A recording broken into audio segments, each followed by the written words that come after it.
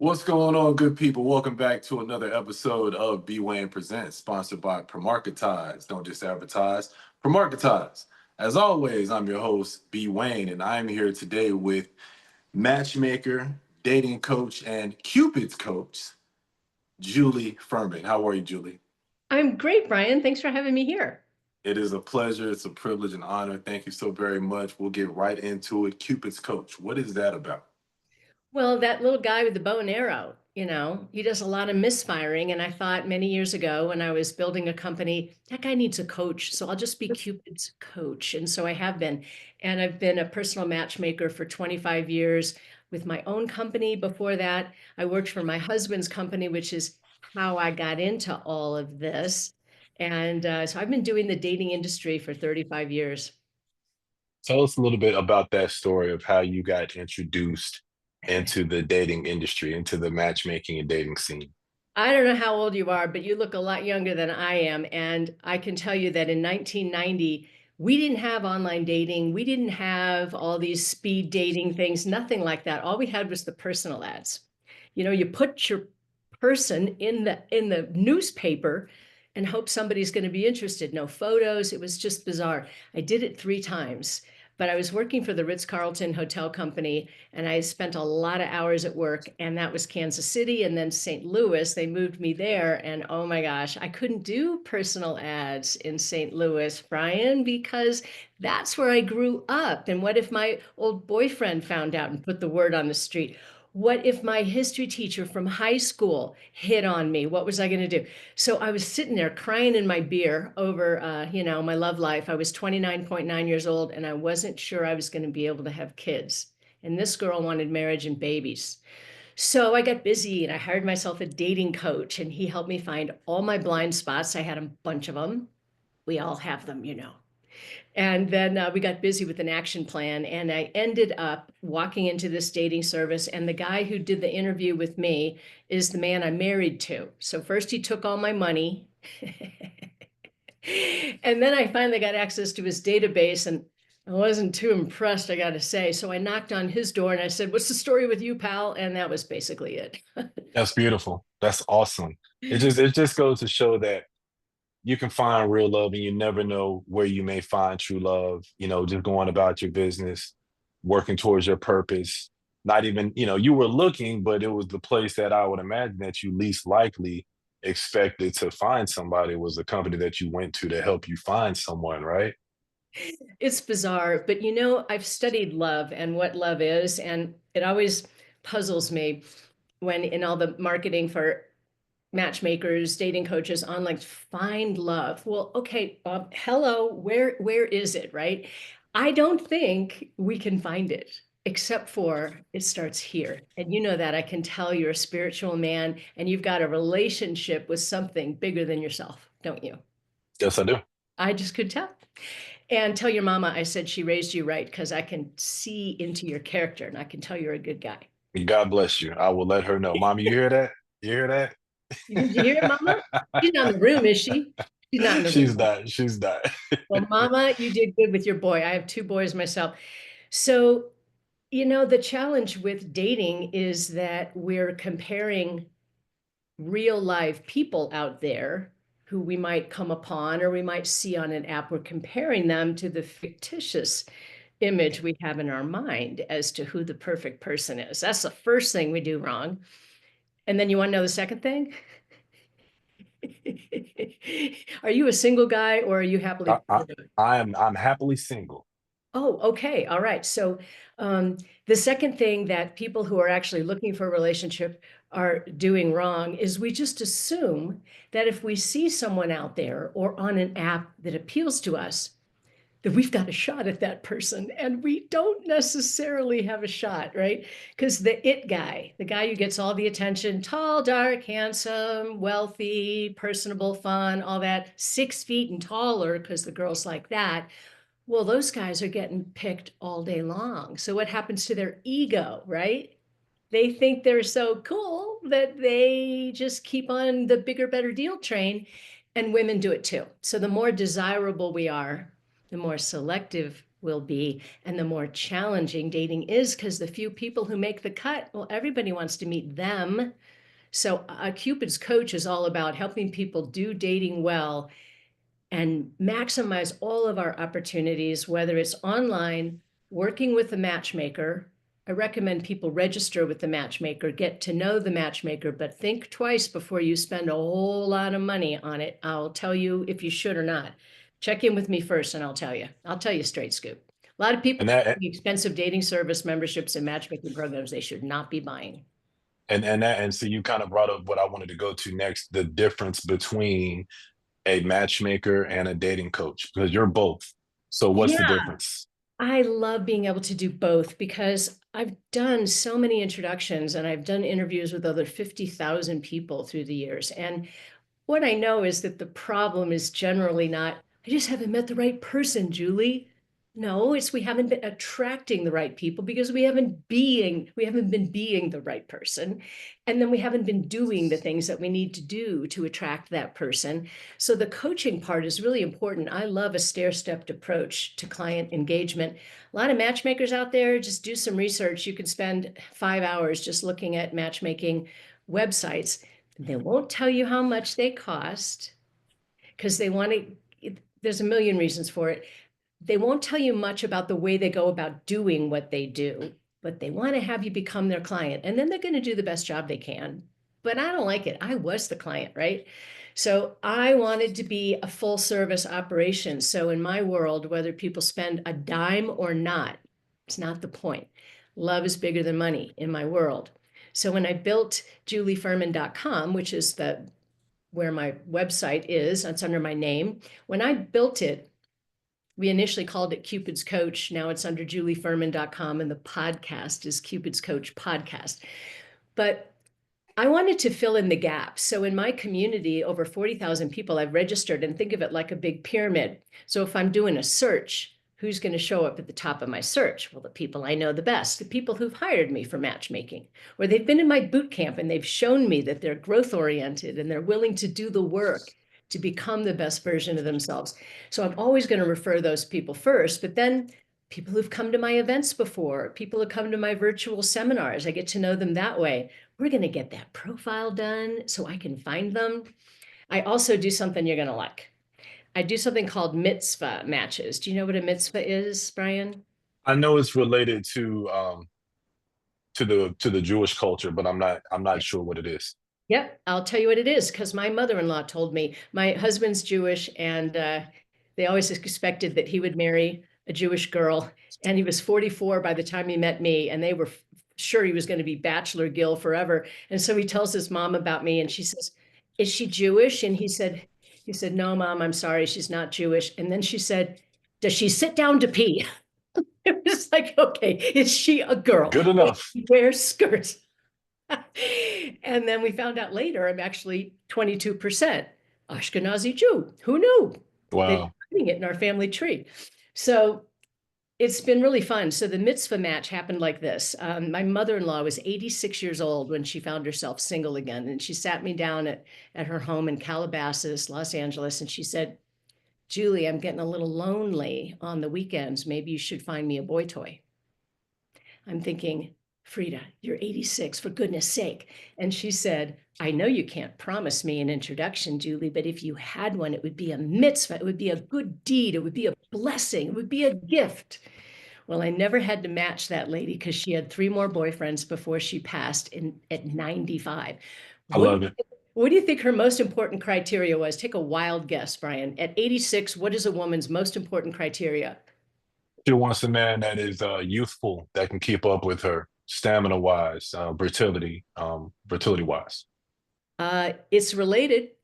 What she couldn't do at that point in time is she couldn't drive because we took the keys away because the car ended up on the mailbox. So she needed a guy who could drive at night. That was Fair the enough. important criteria. She's very social. We didn't have Uber back then. So that was the deal. So during COVID, everybody has a COVID story. Well, I got bored and I thought, why don't I do something I always wanted to do, which is build the community service division of my company. The dating industry bugs me, and I'll tell you why, because all the people building these companies get into it. Why? why do you go into business? To make money. Make money. I didn't get into it for that. I forget to ask for the money sometimes. I always wanted to match people who weren't necessarily my matchmaking clients. I didn't want to be tied to who's my current client at this very moment in time. If at any point in time you want to become a guy who's dating, you just let me know. I know you already, and then I'll probably have referrals for you. And I don't want to wait for you to pay me to do that. If I know you, I might have a referral for you. And then I always go to you first because the guy needs to be attracted or he's not going to give me the yes.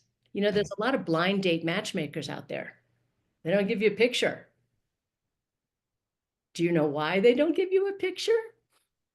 I The would imagine because the picture isn't necessarily all that flattering. Well, maybe the person isn't all that attractive, and Right. they've the client has paid a lot of money for really good introductions. And I know you guys because I've been doing interviews with you for a very long time, and it takes you guys about a half a second to say yes or no based on just the visuals, and that's the first threshold. It's not because you're superficial and shallow, it's survival of the species. What do we need in order to have babies? Biological. There has to be attraction for procreation, right? That's right. You guys have equipment that needs to work in order for babies to be born. It is that simple. And so that's the first level. And then if he's attracted to who he is, who she is, oh, he wants to know more and he'll ask a lot of questions. But if the initial certain threshold of attraction isn't there for him, they're so sweet, but they'll just say, sorry, Jewel, who else do you have? Yeah.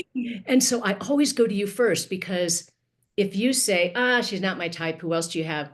I'm not calling her to tell her that that happened today. I don't have that much courage. Right. I only want to go to the ladies in my world with good news, like, hey, I have an amazing suitor for you. Then if Right. she says yes, then it's a match, and I'll share contact information so they can get in touch.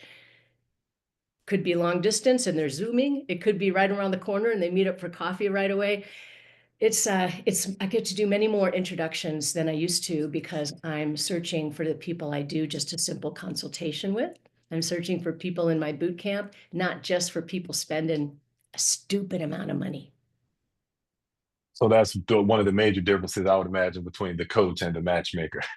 Well, there are a lot of matchmakers out there who are just charging a lot, a lot, Yeah. a lot of money. I mean, back in my day when it was $1,450, that was a lot of money.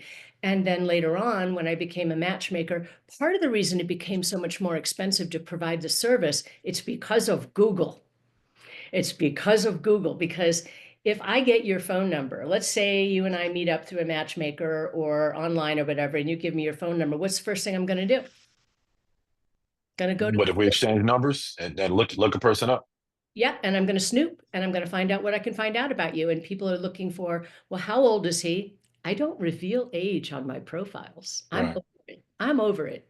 Too many times I watched an introduction not happen because of a couple of years. It's just plain stupid. It's more about what you mentioned earlier, vitality, shared passions, lifestyle, the attraction piece, the communication piece. Are we friends? You know, can we hang together?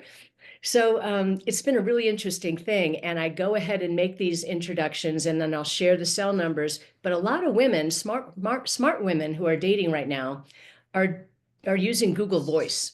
Can I show you an example? Please do. I'm a master at helping people learn about social magnetism. Because when my client, whether it's a coaching client or a matchmaking client, when they're at the dry cleaners, I'm not going to be there to save them. Okay. Right. So let's say I'm at the dry cleaners and there's this interesting man there. First level of flirting is eye contact and smile. My grandma taught me how to do this. You look at him, you smile, you look away, you look back and you smile again, and then he knows the smiles. Hmm.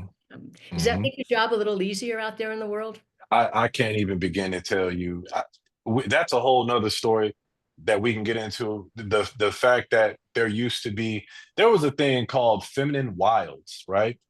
And it was what ladies did to let men know this subtle hints to give us a clue that you want us to approach, that you're interested. And now it feels like I feel like a scumbag if I walk up to a young lady somewhere, hey, how are you? So it's bringing those things back and reminding women, hey, give us a little bit of help.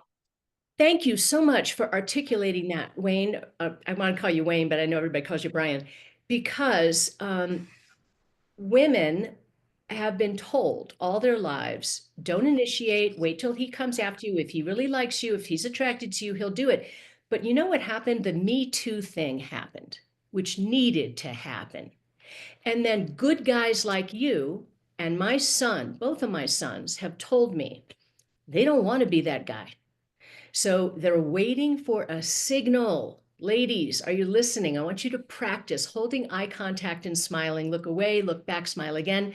Practice first with the little old ladies. They really appreciate it, right? And then you gravitate to people who have children, and the kids are the flirting prop, and you start talking about the kids, or the dog at the dog park. Start going to the dog park and engage with people. So that's the first level of flirting, feminine wiles. We need it. You need it. Second level of flirting, everybody's pretty good at. It's chit chat. You're at the grocery store and you talk to the person in front of you or behind you about watermelons or strawberries or chunky monkey ice cream. It doesn't matter. You can do that, right? Absolutely. Most of us can. This is where we fall apart. One of the things I teach in my boot camp is I really want women to have a calling card. Now, this is my client Ann's calling card. It is not her business card. I don't want her last name on her card. She has a really long, very distinct last name, and she lives on top of this big hill in this monster home. I don't want a guy looking her up and finding out the value of her home and how old she is. She's in incredible shape. She's the girl who should be dating the guy who's 3 to 5 years younger. A lot of women are asking for younger men, but the problem is the guys never think they're supposed to date younger. They always ask for, no, they don't think they're supposed to be dating older. They think they're supposed to be dating younger, and that's why it's hard. So this is what you do, ladies. Do what Anne did. On the back of her card is another photo and a phone number, but it's her Google Voice number. It doesn't ring directly to her cell phone. So she can pick it up and she'll know it's dating related because she only uses that number, and you can tell when it's Google Voice. So I recommend women do this so that we can say to you at the dry cleaners, we had this fun little exchange about how you're the kind of guy who always wears a pressed shirt. And I just think that's so amazing. I gave you a compliment. Flirting is a compliment, a question, or a comment. The dry cleaners, and you see a guy getting a whole bunch of shirts. Oh, so you're the guy who actually wears those nice dress shirts, right? You just find something to say. You're having this little chat. You got to go. He's got to go. You say, nice to meet you, Brian. And here's the deal. Here's my calling card. My friends and I plan some really amazing events. If you happen to be a single guy, check in with me. We'll invite you. Very good. Find out if they're single. That is awesome. Now, Other do you provide? You don't provide those. Yeah, These when they do my boot camp, we all design them. Everybody gets very calling nice. cards. Yeah.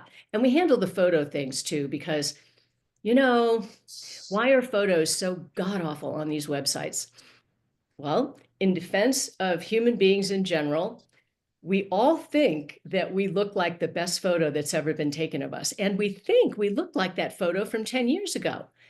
And it's the other guys who are the bad drivers, and it's the other guys who have bad breath. And, it's like we never think, oh, I don't look like my photos that I put and all the filters and all that beautiful stuff. Here's what you do to find out if your photos are good. Ask somebody who likes you a lot, and then ask somebody who doesn't like you at all, and they'll tell you the truth. It's hilarious. So yeah, we work on the presentation for sure. That is awesome. I've often wondered. I've often thought about because as guys, we have business cards, and then you come across a young lady and you want to get to know her, but you're on the way, she's on the way. You don't have time to really, have, you can't mac her. You can't mac her at that moment. So you have to maybe exchange business cards. But that's a much better idea because you immediately know it's more personable, right? And okay, well, maybe this is not her just looking for a client for her real estate or whatever industry she's in. Maybe Yeah. she's interested. Yeah, and you get to be playful. Like, so you have that conversation and you give your card and you say, My friends and I plan these really amazing events. If you happen to be single, we'll invite you. And that's how he finds out. And you're saying it without attachment. You're not like trying to ask this guy out. You're just like, oh my God, you would be so fun to have at one of my parties. We plan amazing parties. Are you single by any chance? Because we should do that. Here's my card. And then you only have half of it at that point. I've given you my card. I don't have any way to reach you. My client, Kathy, she's younger and she prefers, because everybody younger is texting them with that. She'll give you her phone and she'll start a text message and she'll say, okay, text yourself from my phone, and then we'll be in touch. And I will be in touch with you and I'll let you know when we're having our next event. There's another little cheat. You want to know another little cheat? Absolutely. Oh my gosh, it's so fun. I learned about this on a golf event that I did. My son's a golfer, and I've done a lot of golfing events, and I sit on a hole and I meet everybody, and it's a great way to meet men. Ladies, golfing is a great way to meet men. Gentlemen, yoga is a great way to meet women. Meditation classes, hiking. So this lady, she was divorced, and she said her husband took all of her friends, because I always ask people, how'd you meet? How'd you meet? And she said, golf. I said, tell me more. They got paired together in this charity golf tournament. You do not need to be good at golf to do charity golf tournaments. It's just for fun. So she's paired with this guy, and she hasn't met anybody interesting in all the time that she's been divorced. And she really likes this guy. So they're in the golf cart the whole time. They're having a great, great day. And she's thinking, oh my God, I think he likes me, right? They have some beers, having a great time. End of the day, he picks up his clubs. He says, really nice to meet you. Nice to meet you, Kathy. And he's gone. And she's like, no, no way. No way he's not asking me out. No way. And she didn't even know his last name. She didn't know the name of his company. She didn't know how she'd ever see him. So she was thinking, this really sucks. So she got in her car. She got a little tear building in her eye, because it was the first good guy she's made. She's driving around looking for him. She doesn't see him. She's like, no. And there's another parking lot. She goes over there. She's driving around and she saw him, and he was putting his clubs in his trunk. She lowers her window and she says, so Wayne, aren't you going to ask me out? They're married with 2 children. And how do I know? Because I met them at that golf tournament, and their kids ended up playing soccer with our kids. I love it. I love it. My question, okay. So why didn't he ask her out? Did she give him any signals that she was interested? Was he I don't attached at the know. time? Was there a reason why or you're not aware? I don't know, because I didn't get to have the follow-up conversation, but it would likely be either he didn't know that she was signaling him, so she wasn't clear enough in her signals, or he was nervous. He Yeah, maybe a little shy. didn't know what your words to use. Um, didn't want to be the creepy guy. I don't know. But we are the ones that make it happen or not Correct. so very often. You see an interesting guy at the restaurant, he's sitting at the bar, he doesn't have a ring on. You find a way to position yourself so that you actually are within eye contact. And then at some point, you just move to the point where he can see who you are. And if he catches your eye and you catch his eye, well, that's good. Play the game, look away, look back again. And then you can even do one of these. If he's on the other side of the bar and you and I are having a nice little exchange, and maybe you spilled something and I cracked up. So we instantly have a connection because I'm laughing at the goofy thing you just did. Instantly we're connected. And then if we're still having this eye contact, I can give you one of these, like, come on over here. Or like, look, there's a chair here. Come on over. Is that okay with you if I do that? Absolutely. Am I being forward and desperate? You're being fun, you're being flirty, you're being playful, you're being direct about what you want. All of these things to me as a man are good signs if I'm attracted to you. If I'm That's not attracted to you, it doesn't matter if you have a banner or, regardless, it doesn't matter. But if there's an attraction, then absolutely make it whatever you can do to make it a little bit easier. Because I'm from, thank you for that compliment earlier. I just had a birthday. I'm 48 years old. I knew I, you were a I, baby. You're a I, baby. I'm 64. I, I get t- Medicare in May. Tell that to my kids. You look great. You look absolutely incredible. I would not have guessed that you were the age that you are. You A look senior fantastic. citizen.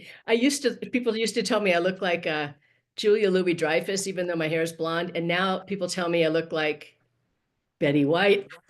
I don't see it. I don't. To be honest, to be completely honest, I don't see either one. Um, but you look good. Your husband is a fortunate man. You look good. I'm glad you said that. For me, I came up in the era where you had to approach a woman, and there were not necessarily, hey, come and say something to me signs. You see somebody that you liked, and you walked up with a cold call, and you may get rejected. She may have a boyfriend, she may have a husband, and maybe she didn't wear her ring that day. She may not be interested in you. She may be in a bad mood, whatever it is. Hey, how are you? I'm Brian. I saw da da da da. Can we get to, whatever have you, whatever the game is. And that's how the game was played.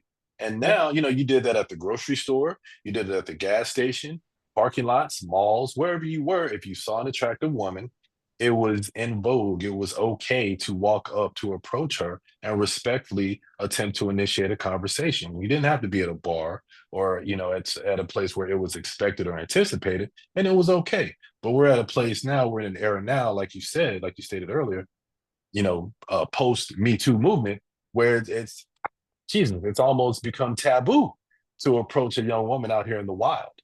Yes, that happened. And then also COVID happened. And we started with the 6 feet apart and face masks and everybody, so many people.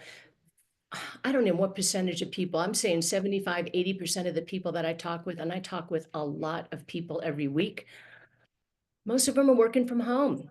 And when we talk about flirting, they're like, well, I get my groceries online now, and I don't really go to the grocery store, and even my dry cleaner delivers it to my building. So I will send them out. If they're in my boot camp, once a week at least, they're out on a mission to hold eye contact and bring smiles to faces. That's the purpose. It's not find my man. No, you're practicing the art of social engagement and magnetism. And how you do that, just make people smile. So I send them on a mission, and the challenge is bring 5 smiles to 5 faces. This Five. is absolutely great. This is absolutely great. I can't believe you guys are getting this for absolutely free. This is really, really good stuff. I did not expect this. Okay. Okay. Let's get out of the industry and go into the world, right? Because it's a little bit different, I would imagine, for, someone who is paying someone or going to someone and they're engaging and you have this network of people, and this is the specialty, as opposed to those of us who are out here in the wild and out here in the world, like, man, I want to meet somebody. And we're on social media, and women are talking horribly about men, and men are talking disgustingly about women. And it seems like men and women don't even really like each other anymore. But I want to find my person, but yet I'm still toxic and I'm hurt over my last relationship. And that person is, their mentality, their emotional IQ was low, or this person learned about dating a relationship from rom-coms and fairy tales. How do we make sense of it all? How are we supposed to get out into a world that is constructed as it is post COVID and everything that we've gone through, the Me Too movement, and actually attempt to meet people outside of utilizing services? Not that we shouldn't utilize your services, because we should if we Oh, can, but listen, I don't care how people meet, but you said it. How people begin to do dating better is to use the space between relationships as a remarkable opportunity to grow and learn and become better versions of ourselves. And your listeners are doing it right now. They're doing the work right now because what they're doing is expanding their perspective. If all we hear is the same old thing, it's like I don't respect people who only listen to one side of politics. They're not getting the whole picture. So unless they're willing to bounce around and listen to everything from MSNBC and NPR to Fox News or whatever, if they're not willing to listen to all of it, they're not educated. They don't deserve to be in an argument. So we 100% agree. I agree 100%. So your listeners are already doing the first thing. There are two things that are really important. One is we need to love ourselves and practice self-care and self-love, because dating can be a soul-sucking experience, especially if you're doing it by yourself with no coaching, no network. All you've got is your stupid app and your own thoughts. Oh boy, that's not a happy formula. You need a community of people. It's lots more fun. So we got to love ourselves. I do believe that we can only receive love from another human being to the extent that we already love ourselves. Otherwise, you tell me I'm beautiful and I can't hear it because I think I look ugly, right? It's crazy. We got to work Or on. or I tell you that, and my feelings and thoughts about you become, you begin to idolize how I feel about you. And I become bigger than I should be because you're not used to that type of validation. And that can be just as I've run into that as well. And that can be very problematic. That's a good point. I hadn't thought of that, but you're right. You're right. Everything that we take in has to be run through the filter of, could we believe that or not? Right? Is that going to be BS or is it really going to be true? It's hard for us as women to receive, and yet the receptivity is what you guys, a masculine man, is not asking me. The strong, alpha, confident, secure man is not asking me for somebody who doesn't respect herself. He's asking me for someone who can receive his love. And if she doesn't like herself, she doesn't respect her love, she's not going to be able to take it in from another person. We got to work on this every day. Loving How her. does a person get to the point where in your professional and personal opinion, you've been around the block, you've met people, you have some experiences, you've raised two great kids. Um, how does a person, in your opinion, get to the point where, like, you know what, all right, I'm ready. I'm ready to go out there. I feel the way that I should about me. My situation is situated, financially, mentally, spiritually, etc. I'm ready to Mhm. go out there and add another individual onto my plate. How does the person get to that point of knowing that they're ready for that? It's kind of a chicken and an egg thing. Some people like get ready, like they do all the work. I've got a client like this right now. He did a year's worth of coaching, my boot camps, my retreats, all this stuff, before he really even wanted to go out on a first date. He had some healing to do. He hadn't been dating in over 30 years. So that guy needs to be ready first. And then there's the kind of person who's not really ready, not really thinking about it. And then they meet someone very special, upsets their apple cart. Might happen to you. Or you think you're happily single and all of a sudden you meet somebody and you're like, wow, I like being around her. And then you're with her again. I really like being something special about her. That's the way I want people to be, is receptive to the energy of who they're with. And it's fun when I do my consultations with people, it's like this on Zoom. And so if I am doing a search for you before the consultation, I want to look at real live people together and I want to watch your face to see if you're batshit crazy or not. Do Because you they're only, out there. do They're you out only there. for the two, like, Barbie types, or do you have a broader interpretation? I need to know how selective you are. So I'm watching your face and I see who you go for. And then I learn what your type is, at least visually. And with women, yes, we're tied to the visuals, but what we really want to know, is he trustworthy? Does he have integrity and character? Is he loyal? Right? There's that piece. That's more important than how tall he is, wouldn't you say? I disagree. I'm going to respectfully disagree. Ideally, are you speaking on what women should be looking for, or are you speaking on what we as guys who are paying attention to the women because we are the predators, so to speak, right? And you can get into a whole other thing about the predatory nature of man. There's nothing evil or malicious about being a predator. It is what it is. We go out and we hunt for what we're Right. looking for, our sustenance, right? So, to the eyes of those who, in my opinion, are looking most carefully because we're looking for vulnerabilities, that, you know, I don't want to say that to exploit, but to, or even take advantage of, but to place ourselves in a position to access what it is that we want, and whether it's, you know, something long term or short term or whatever have you. To our eyes, if you ask most men, they will say that those things, those characteristics and qualities that you just spoke of, that is the opposite of what modern day women are looking for out here in the world. So, are you speaking on No, no, no, what? you're right. You're right. So that's what I have to do Right. when I'm working with them on their coaching. Like in that consultation, they'll often come to me, and they'll be judging him on height and whether he has hair or not and all this stupid stuff. I don't care how long that list is, but before we go into looking at people, real life people together, I'm going to get clear. What are your top three criteria? This is the stuff you'd rather be alone forever. As deal breakers. And Okay. it's a little different than deal breakers. Um, a deal breaker is like, okay, I am not going to date somebody who smokes a pack of cigarettes a day. I'm just not. I hate the smell of cigarettes. Just a deal breaker.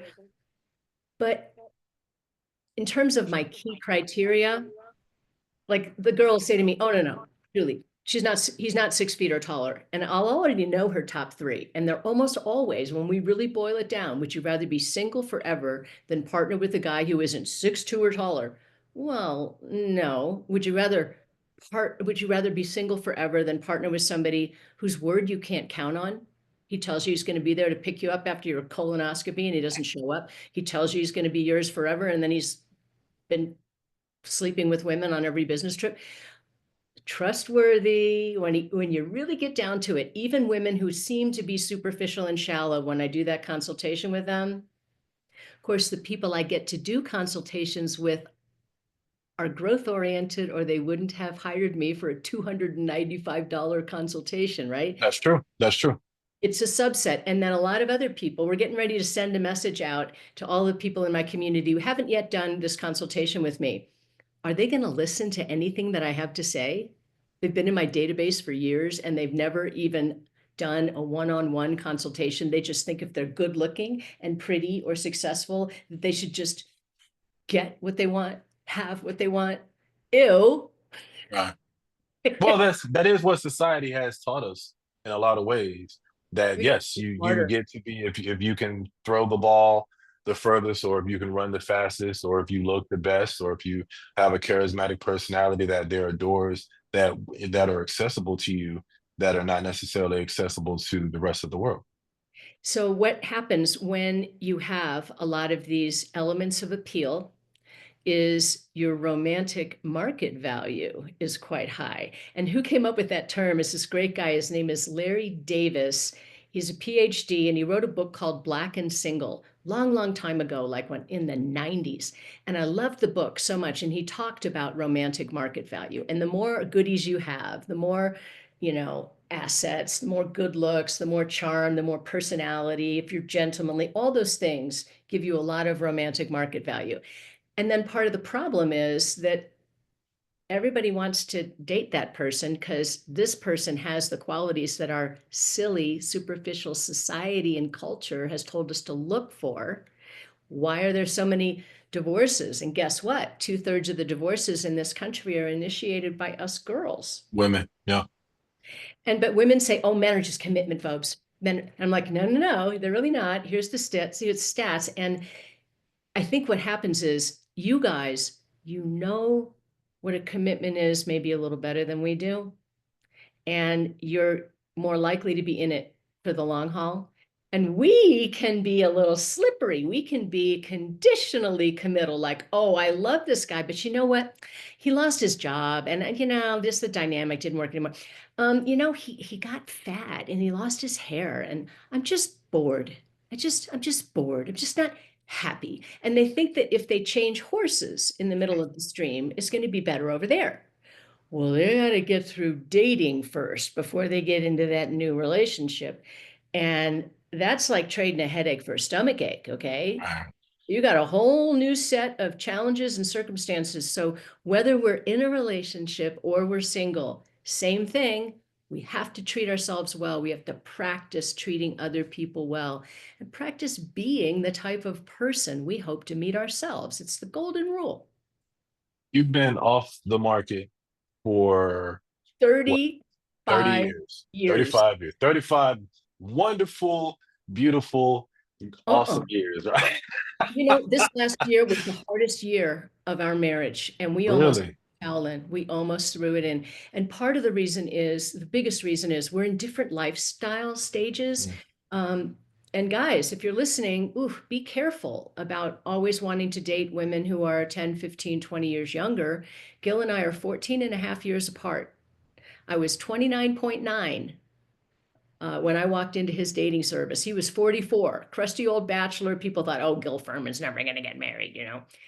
But it's the kind of thing where we have to bring ourselves to readiness. And then we got to be smart about how we're going to meet people. And then we got to be smart about who we actually are paying attention to. Get to that date number 3. Ladies, are you in a one date wonder cycle where nobody's good enough and you find all the things that are wrong with them and nobody's good enough and you end up 2 years later, you haven't met anybody interesting? It's because you're not getting to date number 2 and you're not getting to date number 3. Because we develop attraction for you guys over time. We have a term for it. You want to know what it is? Absolutely. Please do. Please do. We call it the Adam Sandler effect. Okay. Wow. Right? I Who mean, coined that? Who coined that? Where did that come from? I know that I've heard it from Allison Armstrong, who's my favorite relationship guru. I've done a lot of studying with her. I don't know if she coined it or borrowed it, and I don't know if Adam Sandler knows that we utilize him with this distinction in my world 5 times a day. I talk about the Right. Adam Sandler effect. So 85% of women I've asked that question to, can you develop attraction over time? They'll say yes. When I ask you guys, it's very, very, very small. So as my sister says, we only have a shot with the guy who thinks we're hot. We got to work with it. And we've got to make sure that we're not missing our opportunities. Anybody who's listening, if you really want to be in a great relationship, I want you on a couple of first dates every month with qualified candidates. That means you meet their most important criteria and they meet yours. Can you actually have these conversations like on a phone call before you actually meet? Yes, you can. So, Brian, it's so much fun to talk with you. We must be interested in dating, or you wouldn't have been on Bumble. And here we are on the phone. We're trying to figure out if we should get together. Can I ask you some fun questions? You would probably say, well, yeah, but not like an interview. But I can ask you, why are you dating? What's your purpose for dating? Because people are all over the board. New guy in my life. I love him. He's in Los Angeles. He's like the 49-year-old, studly, good looking, successful, fit, tall, everything's wonderful guy that women tell me don't exist. Well, he does. And he's got 2 kids and he's a great dad, amicable with his ex, whole new chapter in his life. Is he ready for the relationship? He's just starting to date after the divorce. So if a woman meets him, she better ask him, what's your primary dating? Why are you dating right now? And he'll be saying, well, I'm kind of reeling and I just sort of haven't had a date in 25 years. And it's like, so it doesn't mean that you can't befriend this man, but don't try to make him your boyfriend and think he's your guy just because he's the best guy you've seen in a long time. You might have to wait for his readiness. So make a friend to begin with. We get into a lot of trouble attempting to place people in boxes that they don't belong and try to assign because okay, well this is the person I want and not really taking the time to okay, well, are they good for me? Are they healthy? Are they actually even ready? Should they even be on a Yeah. dating app or should they be actively attempting to date? What I was going to ask earlier, pardon me, with you being, and it kind of brings us, around to the gentleman you were just speaking about, with you being married for so long, how has that, impacted, affected your ability to work with all of these singles when you I don't want to say you've been kind of sheltered from the horror of dating. You're obviously in the industry. You know more about dating than I do, than Yeah. probably anybody, watching right now. But how has that impacted positively or negatively your ability to assess and actively coach and help people find one another?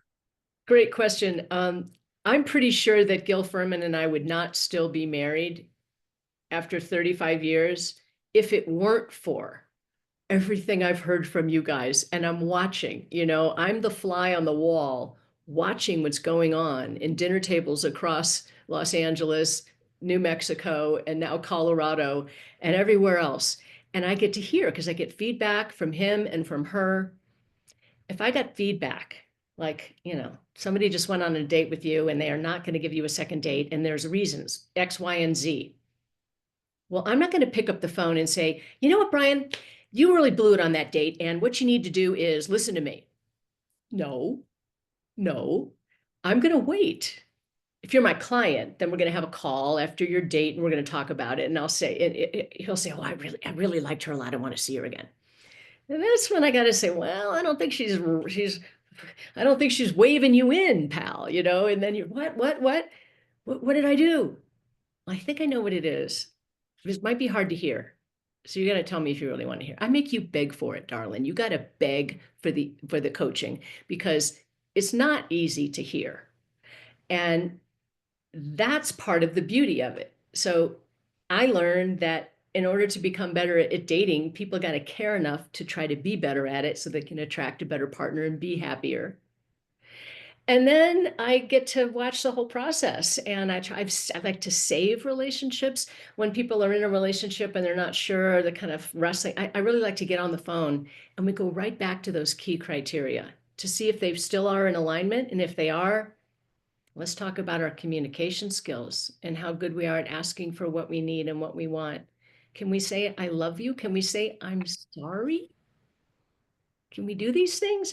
That's what we got to learn to do while we're in the space between relationships. In boot camp, we hit it right on the head because the last week's all about communication. And that's a big challenge, You can ask somebody early on. So, okay, let's just say it's your second date, it's your third date, you're starting to like her. You have not jumped in the bedroom yet. You have not. You need to stay north of the border, which is right about the waistline. You need to stay north of the border until you know the answer to these questions. What's your primary dating purpose? Why are you dating? Why am I dating? How's timing? What's been going on? Are you still reeling? Are you still recovering from toxic relationships? You're pretty healthy. How are you? But then we got to know what sex means to the other person. If Mm. you and I have a whoop-de-doo, does that mean you're my boyfriend? And you're not seeing anybody else and you took yourself down from Bumble because you had sex with me? Who knows? Without having that question answered in advance. So what does it mean to you if you get intimate with somebody and you have a whoop-de-doo? What does it mean to me? I'll tell you what it means to me. I don't do it with anybody who's not my boyfriend. So, it'll be worth the wait, but we're going to be friends first or take it slow. And then there are a few problems. How many times do you think in 35 years, somebody called me up on a Monday morning and said, damn, I wish I'd slept with that guy? Yeah. Nah, not once. Not once. Maybe not. Maybe they wanted. Maybe under other circumstances, the guy was hot, the person was attractive, and yeah, they're my type. I'd love to you get to that point. But they're, you're not you because but you don't miss what you haven't had, right? But Yeah, here, if I wanted to play devil's advocate, I'm a traditional, I'm Christian, but I'm a guy. It is what it is. right. So for yeah, we want to go there because we want to know, even honestly and truly, for men, that's a lot of our subliminal primary function. We want to procreate, so to speak. We want to have sex, right? We want to have sex, but even from a scientific, more scientific or a logical perspective, well, before I invest all of this time, energy, and effort, are we even sexually compatible? That's the Exactly. thing, right? Exactly. And I'd rather find that out sooner Yeah. rather I'm than later so when glad you brought that up. Okay, so before we're too invested. and yes, you do. Guys need to know if that part of the relationship's going to be any good or not. Because we've both been in relationships where like it never worked. I remember this guy I dated when I was in my 20s, and I really liked him. Everything checked out. I just hated the way he kissed. It was like a chicken. It was like pecking or something. It was just awful. But I didn't have the skills to say, hey, you know what? let's play with how we kiss. Let's find other ways to kiss so we can both really. I bought a book later called The Art of Kissing. Okay. And I promised myself that if I ever had that situation again, I would have the courage to say, okay, let's talk about how we're going to kiss. Do you like the tongue? You don't like the tongue. You like this? You like, talk about it. It'll come in handy when you get to the bedroom later. But can't you tell an awful lot about whether there's chemistry with somebody based on how you dance together, how you hug, how you kiss, how you touch each other? You know if it's going to be good or not. Absolutely, but chemistry is not the same as compatibility. And I've had excellent compatibility and low chemistry, and I've had incredible chemistry and low compatibility. And Are the you talking about compatibility piece, sexual compatibility? just sexual compatibility at this point, not relational compatibility, but just strictly sexual. Just in a nutshell, God, we can't wait to tear each other's clothes off. When we get near each other, it's like, the birds start singing and the Yeah. electricity. We got in the bedroom and she pulled out a box of kits, and I looked at her like, what in the world? Or we got in the bedroom and he started talking about the different, 50 shades of whatever he wanted to do to me. And I'm looking at him like, what in God's name? And so that the compatibility piece is a bit different. Like, I'm Yeah. strictly Well, missionary. She likes every position but missionary. I yeah. like to do these things with this, and right. So it's a little bit different, and you can't know that. Or you tell me, can you know that before? Yes, you can. Yes, you can. So you and I are on date number 4, date number 5. It's getting heated. We're having a great time. Everything's terrific. And it's kind of like it could be like it's time for me to invite you over for dinner at my house, make a wonderful dinner, make it all romantic. And I end up in the bedroom. That's one of the reasons why women are nervous about inviting you guys in for because we don't want to end up there before it's time. But I could say, you could say, how about we go over to your place and do Netflix and chill? And I'll say, I don't know if I can do that, Brian, because we might end up in the bedroom. I don't know if I'm ready. Well, what do you need to know before you're ready? That's a great question. What do you need to know before you're ready? Well, I don't even know about like sexual compatibility. I don't even know what makes you happy. Do you want to talk about it? What do you like to do? What do you like? What are your no-go zones? One of the girls that I coached had, can we just say anything on this podcast? Absolutely anything. Okay. 100%. Okay. She had a very bad experience with a boyfriend who didn't ask her first before he thought it was a good idea to have anal sex. Mm, That's not good. Don't do mm, that ever to anybody, ever. You need permission. You need permission before you do something like that. And so I had to coach her on what to do. And I said, when you're ready to, the two things you need to ask before you get sexual with somebody, first off, tell me about your history with STDs. Tell me, whatever it is. If you got herpes, you got to tell me. Um, how many people has it happened to you? It has happened to me where I ended up having a sexual relationship with somebody and found out months later that he had herpes. mm. Not okay. That is ethics and morals right out the window because how many people have gotten it and not when there was an obvious outbreak, right? Right. You got to talk about STDs. You got to talk about, what's your sexual history like? You don't have to say, well, I've been with 250 women. Thanks for asking. You don't need to talk about that. But you need to, if she's only been with 2 people in her whole life, I'm working with this amazing woman right now in Los Angeles. She was married for a long time, Christian, absolutely beautiful, always had a lot of boyfriends, but she had her boundaries and she was not a woman that you could get into bed. And right now, she's in a relationship now. It's about 6 weeks, 8 weeks. They have not gone there. They're taking their time because she said to him, I've only been with 2 men in my entire life, and I love intimacy, and it's going to take me a little while to get there. So they're just warming up slowly. And chemistry, oh my gosh, the chemistry is great in terms of attraction. They totally want to rip each other's clothes off and they're just being careful and he's being delightfully patient. But she should ask him and maybe she'll have the courage to, or maybe he'll have the courage to say, all right, so we're going to go away to Santa Barbara this weekend. We might end up in the same bed, even though we've got 2 beds in the room and you could sleep over there and I could sleep over. We might end up together. If we're headed in that direction now or later, what do you like? What do you not like? Just tell me. And that's where a woman can say, Well, okay, so I got a one-way street on my butt, okay? It's a one-way street. And so I'm sorry, but if you need that, I'm not your girl. I Right, probably will never be your girl. I had a bad experience. Think of it as rape. I will never do that again. right. If a woman tells you that and that's your favorite thing and you don't want to ever have a relationship with her, that's okay. You're such a great guy. We're going to be friends, but we're not going to be lovers. I'm never going to give you what you need. And that's fair. That's fair on her part. That's fair on his part. I'd rather you let me know off the rip because that's something I have to have. Or hey, you know what? I've done it a couple of times, but it's not that big a deal. That is not a deal breaker, so we can move forward. But it's best. I don't know what it is about these types of conversations, especially as Christian people. And I'm not speaking on your behalf. I don't know what you believe, but for Christian people, the church has made Christian people believe that it's not okay to have certain conversations, and it places you at a disadvantage when it comes to dating and relationships. I've run out of time. I'm going to ask you this last question, Yeah. and then I'm going to. The floor is You're yours. so I can't good at this. I believe. love your podcast. You're doing wonderful Thank as you very much. I really appreciate it. You have no idea how much that means to hear you say that.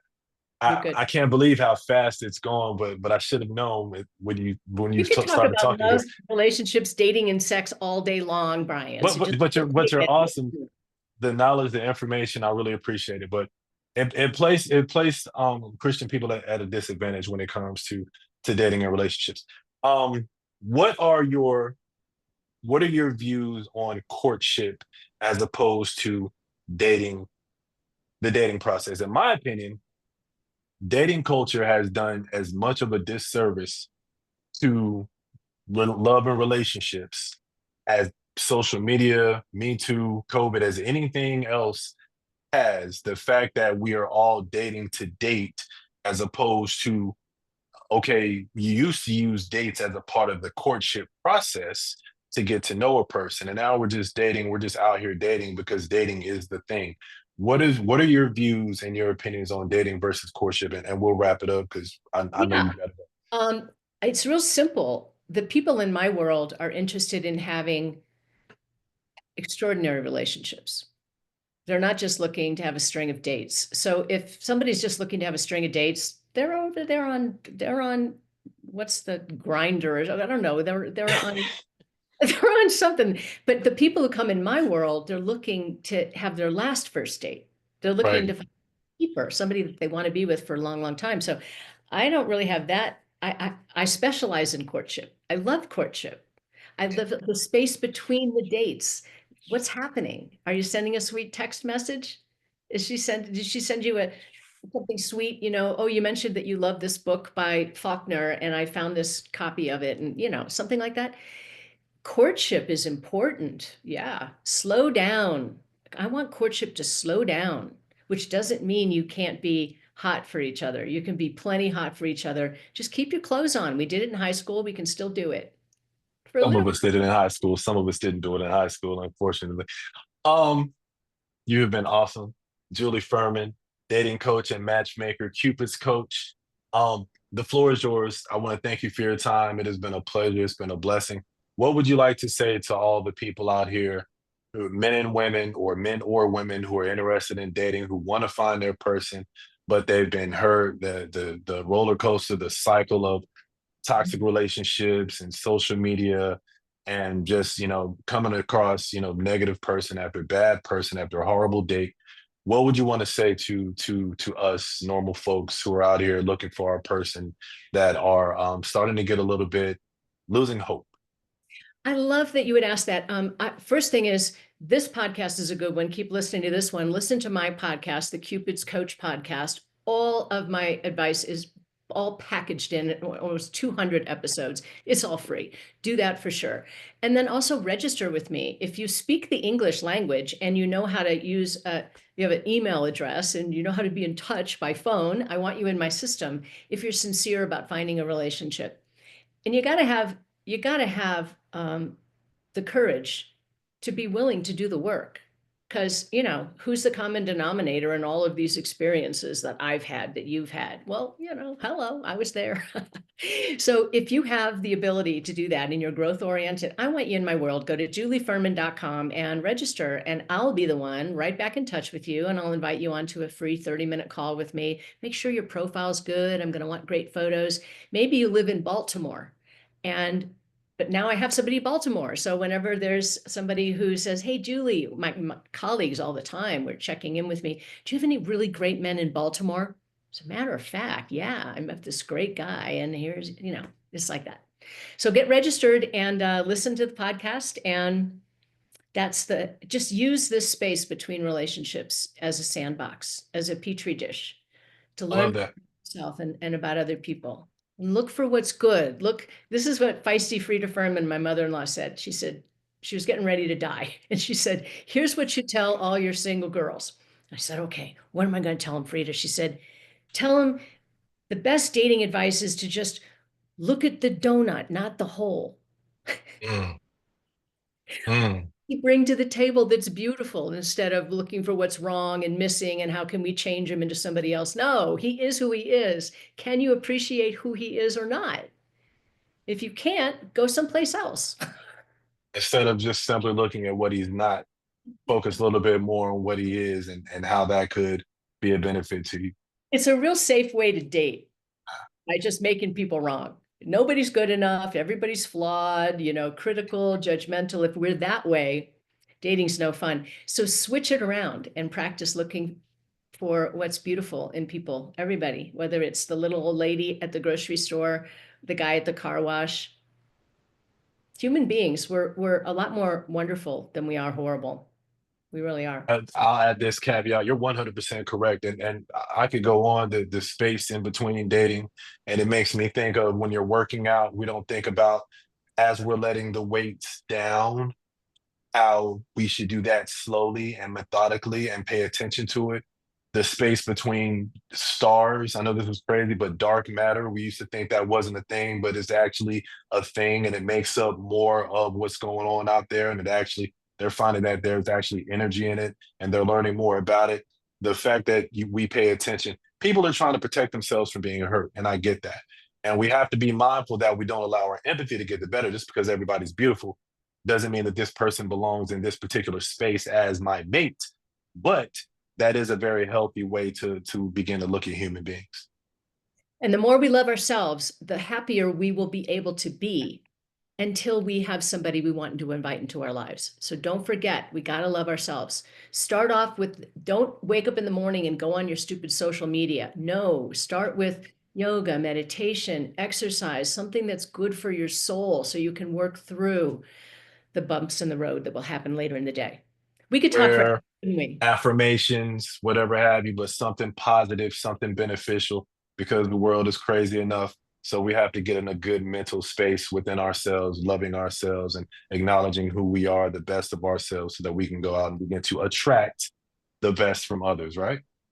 I predict that through your podcast, there will be a woman who falls in love with you and reaches out to you, and you will not be able to be happily single anymore. You'll be like, ooh, this one's special. That's my prediction. If she's the one, then so be it. God is great. Julie Oh, Ferman, Cupid's coach. It has been a pleasure. You have been awesome. Thank you so much for your time. Last words. What do you want to say? uh, you guys go out there and transform me to we for yourself. Amen. Please, Julie Ferman. If guys, you heard her, julieferman.com. That's it.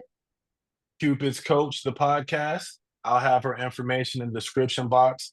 If you want to get it, as you've heard the wealth of information, and this was just in a very short hour time span, I'm sure there's a wealth of information. And she'd love to connect with you if you are interested and you're ready to go out there and be brave enough to prepare to yourself to do the work to be found or to find your person. JulieFerman.com, Cupid's Coach. Thank you so very much, Julie. Thank you, Brian. You're wonderful. See you Take next time. care. Yes, Bye. ma'am.